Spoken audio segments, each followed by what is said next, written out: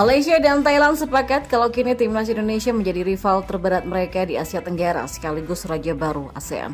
Padahal sebelumnya timnas Indonesia selalu dianggap sebelah mata oleh tim-tim kuat di regional Asia Tenggara termasuk Thailand, Malaysia sampai Vietnam. Hal ini tidak terlepas dari penampilan ciamik timnas Indonesia asuhan Sinteyong yang bermain luar biasa saat gelaran kualifikasi Piala Dunia 2026. Sebagaimana diketahui, timnas Indonesia mengalami kemajuan yang begitu pesat semenjak dilatih oleh Sinteyong pada akhir 2019 silam.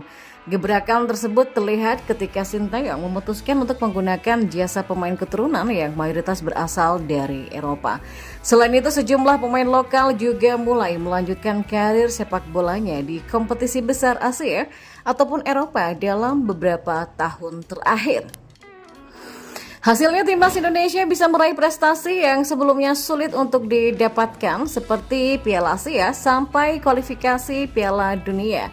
Ya, pencapaian inilah yang membuat FIFA sampai menandai timnas Indonesia sebagai tim dengan lonjakan paling drastis di ranking negara-negara dunia. Tercatat timnas Indonesia sudah mengalami peningkatan peringkat dari sebelumnya di urutan 173 menjadi 134 hanya dalam kurun waktu 4 tahun. Sontak saja, sederet prestasi skuad Garuda tersebut menjadi perhatian serius dari negara-negara rival Asia Tenggara seperti Malaysia dan juga Thailand.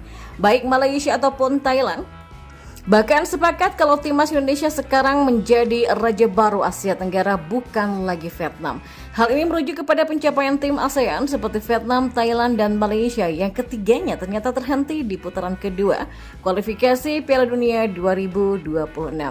Vietnam sudah kadaluarsa. Rival utama Thailand kini Indonesia karena banyak dihuni oleh pemain Eropa.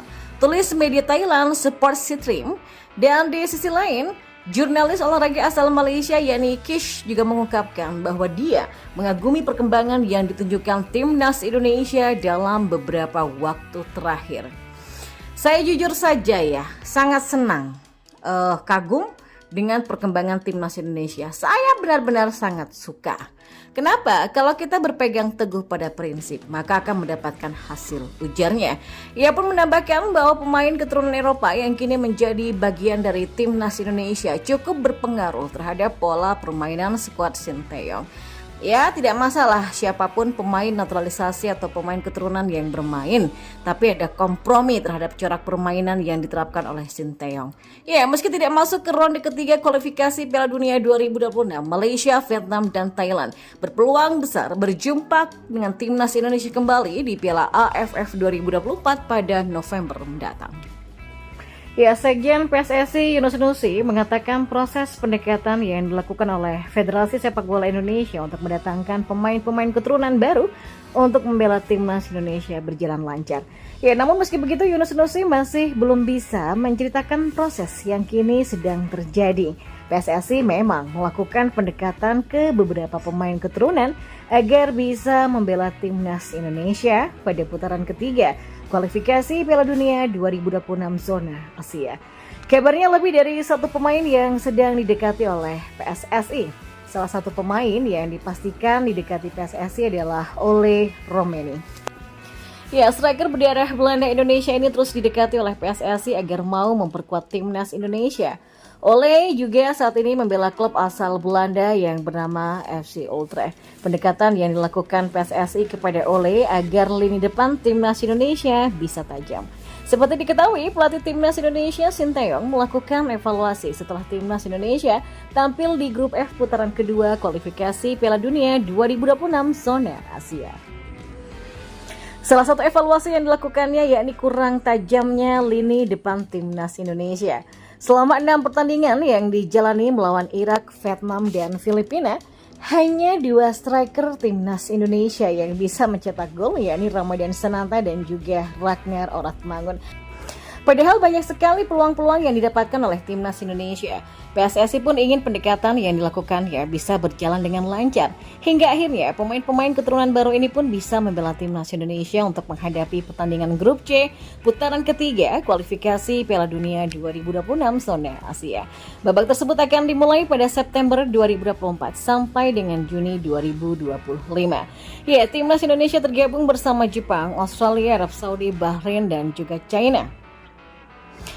Semua masih dalam proses dan berjalan lancar, kata Yunus. Yunus pun mengakui bahwa PSSI sangat berharap jika pemain-pemain tersebut bisa membela timnas Indonesia. Sebab lawan-lawan yang dihadapi oleh tim-tim merah putih akan sangatlah berat. Timnas Indonesia pun dijadwalkan akan menghadapi laga tandang melawan Arab Saudi pada laga perdana grup C putaran ketiga kualifikasi Piala Dunia 2026 zona Asia pada 5 September 2024. Dan selanjutnya, timnas Indonesia pun juga akan menjamu Australia pada laga kedua grup C putaran ketiga kualifikasi Piala Dunia 2026 zona Asia pada 10 September 2024. Kami masih tetap berharap masih ada pemain-pemain yang bisa mengisi skuad timnas Indonesia untuk persiapan putaran ketiga kualifikasi Piala Dunia 2026 zona Asia pada 5 dan 10 September 2024 nanti. Pungkas Yunus Yusi. Kita beralih ke informasi selanjutnya. Ranking FIFA Timnas Indonesia dan Malaysia memang tidak jauh berbeda dalam data terbaru football ranking saat ini.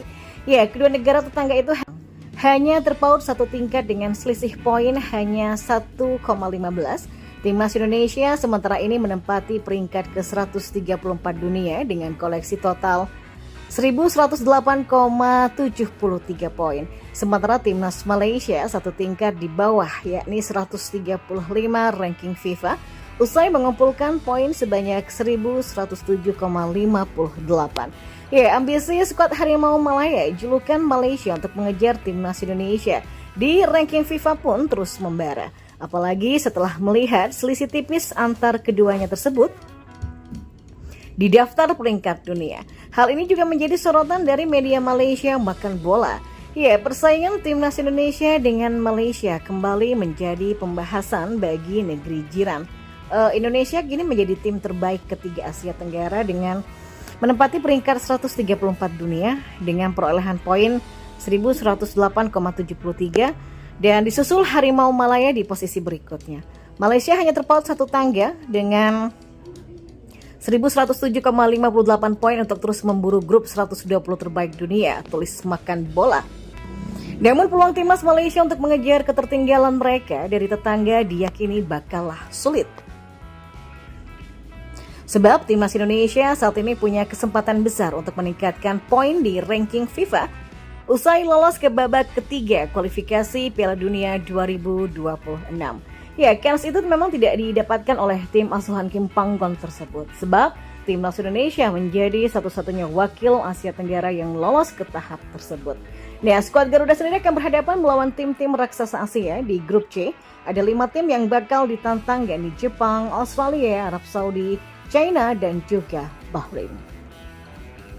Timnas Arab Saudi sendiri menjadi lawan pertama Marcelino Ferdinand dan kolega pada 5 September nanti. Dan pada pertemuan itu, timnas Indonesia diuntungkan karena punya peringkat lebih rendah dari Green Falcon, julukan Arab Saudi, yakni 134 berbanding 56. Karena itulah tim Merah Putih bisa memperoleh poin meskipun kalah adu penalti atau seri dengan total sebesar 6,88 menurut data Football Ranking. Dan kalau mampu menang, maka timnas Indonesia bisa kebanjiran poin sampai 19,38.